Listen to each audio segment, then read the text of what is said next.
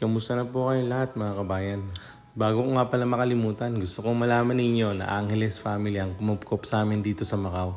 Si Boss Job at si Ate Ina. Si Boss Job nga pala ang sumundo sa amin sa airport at pinag-stay nila kami sa bahay nila hanggang 3 months. After 3 days ng pahinga namin, nagsimula na kami mag-update ng resume kaya nag-print out na kami ng marami. Dito na rin kami nagsimula tumambay sa San Malo para makilala namin yung mga ibang tourist at the same time makasabay kami sa pagpapasa nila ng resume. Sa tuwing natatapos nga pala kami magpasa ng resume, dumadaan kami dito sa mga casino. Pag pumasok ka kasi sa casino dito sa Macau, may libreng inumin yan tsaka mga cookies. Kahit di ka maglaro, nalaman lang din namin sa mga ibang tourist yan na Pilipino. Pagkatapos ng isang araw, lumabas ulit kami at may mga nakilalang Pilipino sumabay para magpasa ulit ng resume. Habang tumatagal, marami na rin kami nakikilala at napupuntahan lugar na pwede kami maghanap ng trabaho. Sa sobrang bilis nga ng panahon, di namin napapansin na paulit-ulit lang yung ginagawa namin. Hanggang sa magtatatlong buwan na nga at malapit na maubos yung 3 months namin. Kaya naisipan na namin mag-usap mag-asawa. Malaking bagay talaga hindi na kami siningil ni Boss Job ng upa sa bahay pero bumabawi kami sa pagkain at sa iba nilang gastusin.